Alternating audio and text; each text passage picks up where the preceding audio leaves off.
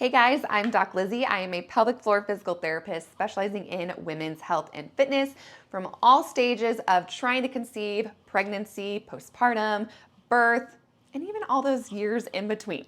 So in this video today, we are going to be going over what is the pelvic floor, what is the core, how do we connect those two with our breath to better understand our body and to have more effective workouts and less dysfunction in our daily life as well. So let's go ahead and dive in so you can better understand your body. When it comes to connecting to the pelvic floor and the core, for some it can feel very foreign as we have never done that before, or we just have no idea how to use our breath to connect to those muscles. So let's first talk about what is the anatomy, because when we understand the anatomy, we can better connect and visualize how we are contracting those muscles or relaxing those muscles. So to start with our pelvic floor, we have 3 different layers to our pelvic floor, and we don't need to know all those different layers. We're not going to be trying to contract different layers. It works in unison together. They have a little bit different functions, but they all work together when it comes to the breath and to connecting to our core and our pelvic floor. So with our pelvic floor, we have the vaginal opening and the rectal opening. So when we do our Kegel contraction or a pelvic floor contraction, you want to make sure you're thinking of both of those openings. So we have, if you think, 4 points to the pelvic floor. We have the front, the back, and then we have our 2 sit bones here. So all 4 of those points are going to gently contract and lift. So if you think of stopping that flow of pee, stopping gas from escaping, and having those points gently come together in a very gentle squeeze. We're not trying to contract the hardest we ever have. Gentle squeeze, and then we think a slight lift. Now, when we do that lifting sensation, that's when we do that stopping that flow of pee. And what you'll notice is right here on your lower abdomen, when we do that gentle contraction, that connects with our lower transverse abdominis, and they start to work in unison together and in conjunction with each other automatically. The pelvic floor contraction should be more of an automatic response. Now, if we've never done this connection before, then we have to think about it a little bit more, especially when we are moving into workouts or bracing techniques. We want to think about it so that we can better integrate it and not have to think about it so much down the line. So going right alongside the pelvic floor is our core. And I mentioned how the pelvic floor and those lower transverse abdominis muscles work in unison. So when we want to tie everything together, that's how we get that strong canister. Now the canister is your diaphragm that sits here and your pelvic floor that sits down here. So they sit right on top of each other, and in between is our different core muscles and then of course all the organs.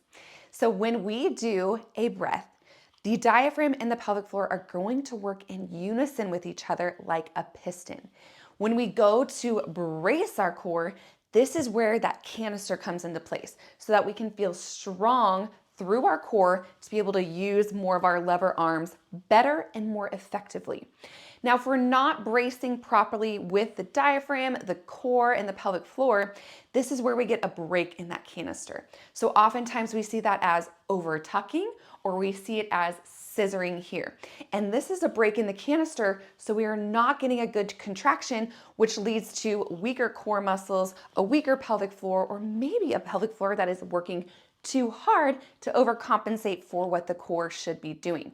So we want to be able to integrate how we contract that pelvic floor and how we contract that core. Now, for the core, there are different muscles that are involved with the deep core. We all hear about the transverse abdominis, which is the corset-like muscle that wraps around deep in our abdomen into our low back. That is the deepest one. Now we have different muscles that also play a role. The rectus abdominis is not considered part of the deep core, but it is part of our core canister. That is going to be your 6-pack ab muscle, and it runs from your sternum and your rib cage all the way down to that pubic bone. So very important when using crunching type techniques and stabilization. The other muscles that are involved are our obliques. We have our external obliques and our internal obliques.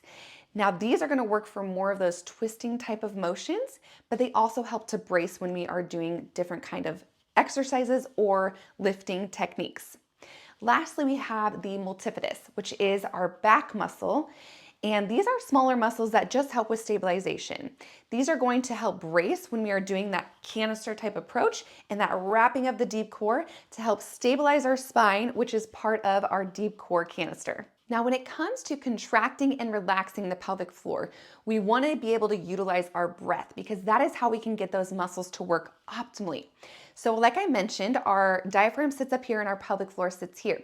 Now, when we do our inhale, this is when the diaphragm is contracting, it is a muscle, and our pelvic floor is relaxing. So when we inhale, they go down like this. The pelvic floor is opening gently or it's elongating, and our diaphragm is going down to help our lungs fill and our rib cage expand. So everything goes down on that inhale.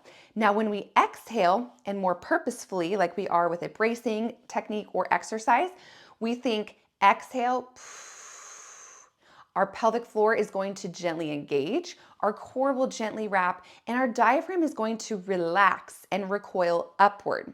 So it's this pistoning type of motion. Inhale, exhale, inhale, exhale. So they have to work together and utilize the breath in order to function properly.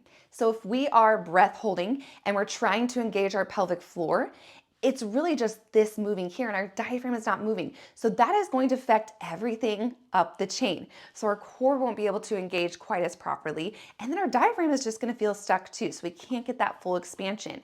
That expansion is so important for everything when it comes to how the biomechanics work. So we need our rib cage to expand, we need it to go into our back, and we need things to expand down into the pelvic floor in order for things to contract properly too then, and to be able to give you a solid trunk to be able to move different lever arms. Say you are doing a bicep curl or maybe a press.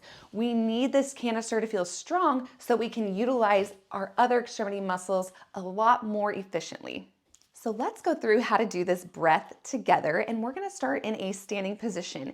It's really good to practice this on the floor, on all fours, side lying, just different positions so you can better understand where you feel it the best for you, but also so it's more integrated into your daily life too.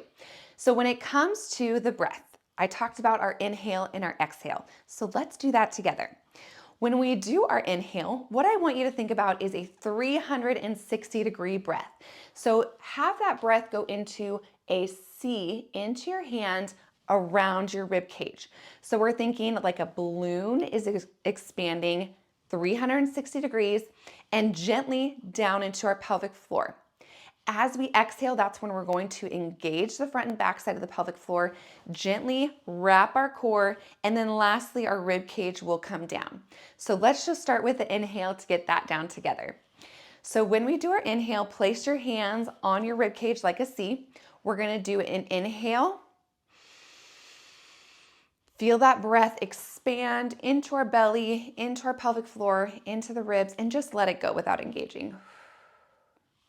And expand again, and let it go. One more time, expand into all parts of that hand. Let that pelvic floor go and release.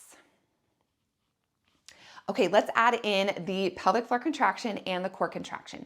So after we do that expansion, our pelvic floor is gently dropping, elongating, opening like a flower, whatever cue you need to tell yourself. And as we exhale, that's when we want to think a gentle squeeze of that pelvic floor, a gentle lift, and then we think of wrapping that deep core inward like a zipper is going from the pubic bone up to that rib cage. And lastly, that rib cage is going to come down. Now we don't want to go a crunch here. This is a simple together type of motion. So again, this does not need to be the hardest contraction you've ever done. You want to match the contraction to whatever load you are applying. So if you are doing a heavier weight, you probably are going to have to do a little bit more of an intense core contraction because it's going to require more stability. But if you're doing something like picking up a light box or just something very light, you aren't going to need to contract quite as hard because it just is not matching that load. So you just have to match whatever you are picking up or whatever exercise you're doing. So let's do that 360-degree breath inward. Okay, now as we exhale, we gently squeeze our pelvic floor front and back, all 4 points coming together. Lift, wrapping that core. Lastly, rib cage. Then we inhale and release it all. Let that pelvic floor go, and then exhale. Gently lift. Wrap that core. Rib cage comes down. Now, if we do more of a pursed lip or an S breath, this is going to help slow down that exhale and help you to actually get to those muscles a little bit better instead of just letting it out. So use that pursed lip, and we're gonna do this 2 more times together. Big inhale, 360 degrees. Exhale, start with that pursed lip, pelvic floor, lift, and then we wrap that lower abdomen, belly button in, rib cage down. Inhale, release. Exhale, gentle lift. And rib cage down. Now with pelvic floor relaxation, this is just as important, and we want to think about how can we open that pelvic floor without forcing it. So a lot of that comes with the breath and doing just those inhales.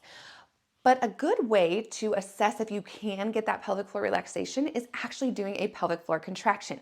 So when we do that gentle squeeze of the pelvic floor and the core, we want to think, now can we let that go? So we have that tightening. Now visualize, okay, we have a tight pelvic floor. Now we're letting it go with that inhale. Maybe you give a gentle nudge downward onto that pelvic floor. So it takes a lot of mental kind of breath work and mental clarification to visualize those muscles expanding as well. So we do our contraction. Now we feel that contraction. We are inward, we are connected, and then we let go. So you have to just focus and take the time to really think about what are those muscles doing now that they are contracted. Now let's see if we can really elongate them and let them go. Utilizing different mobility techniques that we will go over is going to be really helpful to help feel some of that elongation, but definitely want to try it with the breath work in different positions too. Another good way to assess our breath is in a hook lying position. And this is also great for pelvic floor relaxation.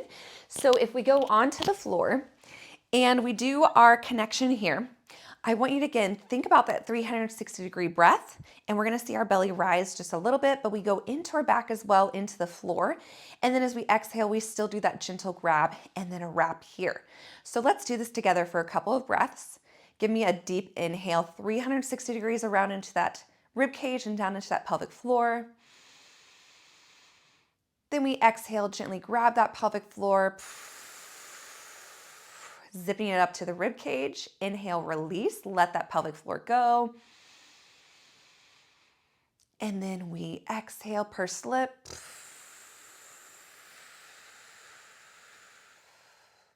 Up to that rib cage.